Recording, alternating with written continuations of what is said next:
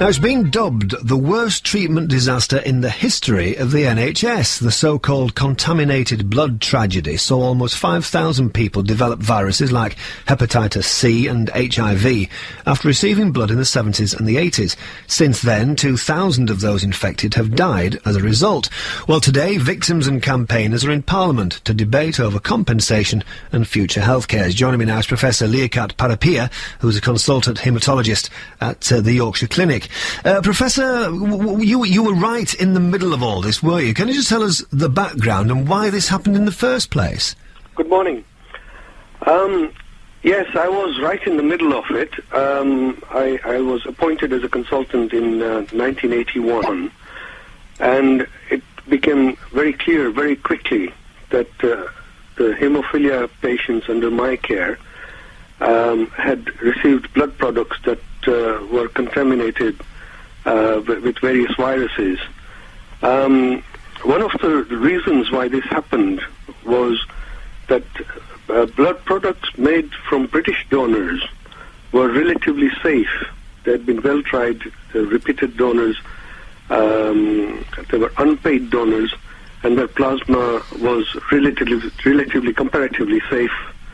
The government were aware that imported products carried higher risk of virus contamination, and a lot of products had to be imported from America. And unfortunately, in America, or United States, there were paid donors, and the controls were not as good. And the products made from those materials carried higher danger of hepatitis B, C, and HIV. So could this have been prevented at all? It could have been reduced considerably if we had stuck to British plasma and British products. But the investment wasn't there.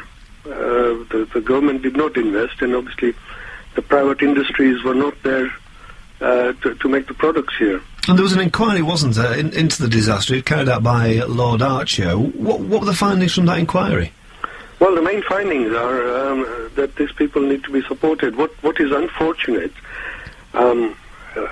is that in Britain, if there is a therapeutic accident, if you have a major side effect because of the treatment, then the only way you can get support or compensation is to go to court or prove some sort of negligence.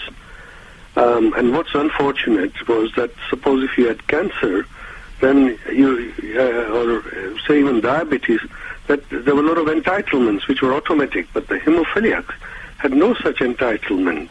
They even had to pay for their prescription charges. And really, for them to attend the hospital every few weeks or every few months, having to pay car park charges and various other, pharmacy charges and so on, they have not been supported the way they should have been supported. And also, the Archer inquiry says they should have been compensated properly and not means tested. OK, well, thanks for that this morning. That's Professor Liakat Parapia, who's a consultant haematologist at the Yorkshire Clinic. We can also speak now to Richard Warwick. He's from North Yorkshire. He's one of those who will be in Parliament for the debate later today. Richard suffers from haemophilia, one of those directly affected by this contamination disaster. Richard, thanks for joining us on the programme this morning. Good morning. Just first of all, just talk us through your condition and how you found out that you'd received this infected blood. Okay, well, I have haemophilia, which is a hereditary bleeding disorder, obviously. I was diagnosed at the age of 3. Started receiving treatment after my 3rd birthday, and I first realised I was given contaminated blood, or rather I started to have blood products imported from America in the mid-70s, and actually found out I was HIV positive in 1988. A big gap between actually being given these products and being told that I was HIV positive. What impact, then, has this had on your life since? A massive impact. Obviously, my wife and I, so I'm married, my wife and I can't have children. Something we really would have wanted, dearly loved us to have a child. Obviously, there was all the stigma attached to it, which perhaps isn't so bad now, but there's still lots of stigma around. Problems with life insurance, medical insurance, can't go on holiday. It's just completely wrecked my life. This debate is taking place in the Commons later today. What effect is this going to have, Richard?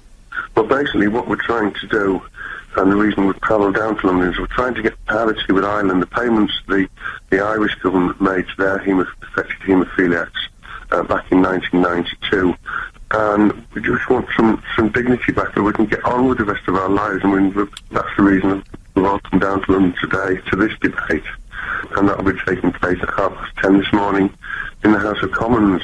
We're all keeping our fingers crossed. OK, Richard, we'll keep our fingers crossed for you as well. Thanks very much for that this morning. Richard Warwick there from North Yorkshire, who's going to be in Parliament for that debate, and we wish them well with that debate that takes place later this morning.